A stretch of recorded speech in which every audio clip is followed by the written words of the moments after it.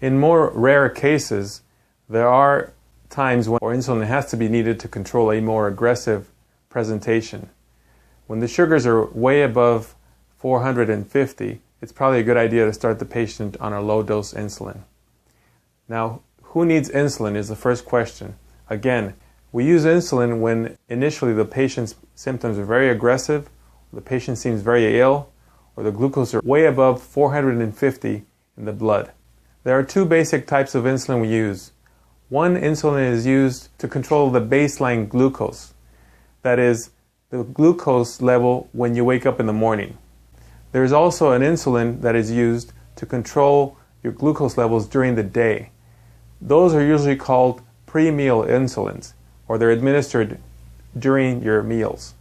I encourage patients to check their glucose levels with a glucometer, especially every morning when they wake up and 2 hours after each meal, so we can monitor the spikes of glucose throughout the day. One thing I caution patients when they're on insulin is to avoid what we call hypoglycemia or low sugar events. These events happen when the glucose levels are under 70.